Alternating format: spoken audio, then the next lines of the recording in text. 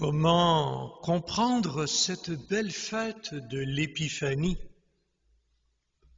si l'on ne retourne pas à sa cause?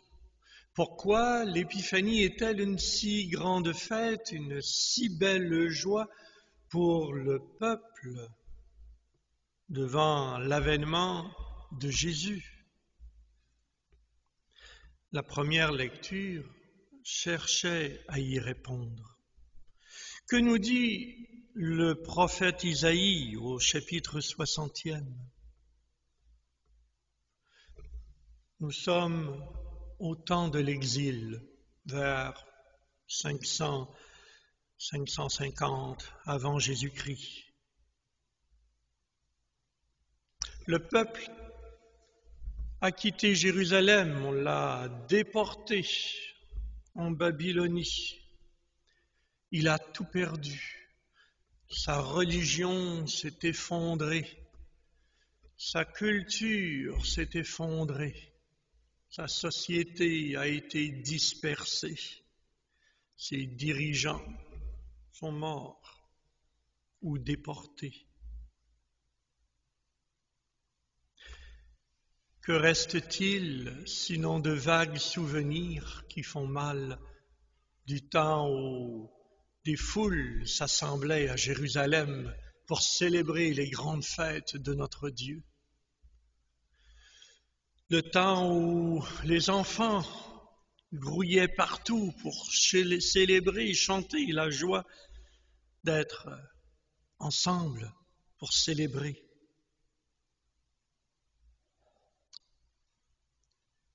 Le prophète vient dans ce moment de désespoir et d'effondrement pour rallumer dans le cœur des croyants cette petite flamme d'espérance qui redonne le goût d'avancer, qui redonne le goût d'être des témoins de la foi, qui redonne la joie de croire, la fierté d'avoir été appelés par l'Éternel pour être ses fils et ses filles.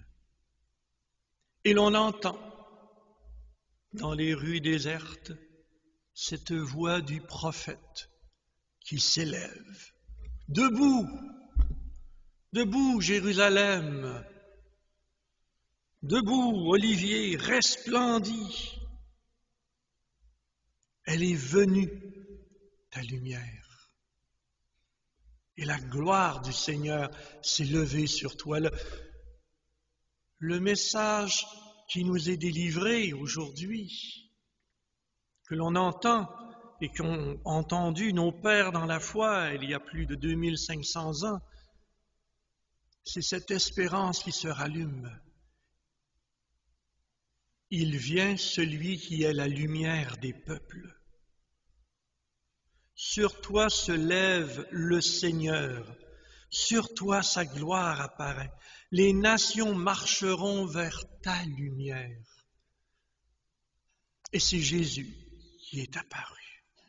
Jésus qui est venu au milieu de son peuple pour leur apporter à nouveau cette espérance et cette joie de croire, qui est venu délivrer le peuple de sa honte, de son esclavage, de sa perte d'identité, qui est venu les rassembler à nouveau pour célébrer à nouveau. C'est Jésus qui est venu leur apporter un message nouveau, un cantique nouveau, pour briser ce qui avait été d'abord éclaté par les événements, par les crises sociales, d'une religion qui était devenue trop rigide et qui vient à nouveau briser les portes du temple pour donner accès à tous ceux qui l'appellent à la vie. C'est Jésus qui se lève au milieu des décombres d'une religion qui s'est petit à petit, avec le temps, cristallisée, rigidifiée, et qui l'invite à se réveiller. On comprend alors la joie du peuple élu, en découvrant la présence du Messie au milieu d'eux. On s'étonne avec les scribes, les docteurs de la loi, consultés à Jérusalem pour savoir qu'est-ce que nous disent ces événements aussi incroyables que cette étoile qui brille si haut dans le ciel, que ces mages venus d'Orient à la recherche d'un roi incroyable, que nous disent ces événements?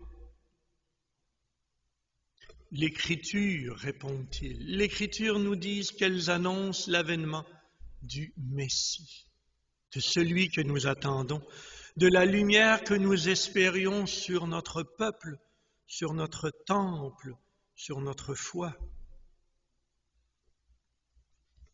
C'est étonnant de voir que malgré toute leur science, leur connaissance, ils sont restés bien assis sur leur derrière à Jérusalem et n'ont pas levé le moindre petit doigt pour se rendre à Bethléem alors qu'ils savaient, eux, d'où viendrait le Sauveur. Que nous dit alors ce texte pour nous aujourd'hui, alors que nous célébrons l'épiphanie du Seigneur dans notre petit monastère, dans notre petit temple à nous, dans notre petite Jérusalem québécoise, dans notre Église qui semble vivre un long et profond exil, dans notre petite société éclatée que l'on voudrait tellement fermer sur elle-même, protégée par des lois d'immigration qui ferment les portes à tous. Que nous dit l'Évangile aujourd'hui?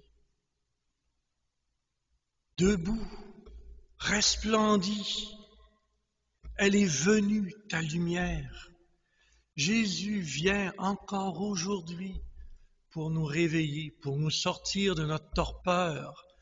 Serons-nous, nous aussi, les nouveaux scribes de Jérusalem, nous qui savons ce que dit l'Évangile, nous qui savons ce qu'attend de nous le Messie? Resterons-nous bien tranquilles dans notre confort et notre tranquillité? Ou nous mettrons-nous en marche avec les non-croyants, avec les non-pratiquants, avec les astrologues et les mages d'aujourd'hui? Nous mettrons-nous, nous aussi, en marche pour aller à Bethléem, contempler ce nouveau-né, découvrir ce Dieu qui passe à travers la faiblesse et la simplicité, ce Dieu qui passe à travers l'ordinaire et qui veut nous rencontrer dans le différent, dans l'autre, dans l'étranger. Que le Seigneur nous aide à sortir, nous aussi, de nos sécurités, de nos connaissances, pour oser l'aventure avec les mages. Amen.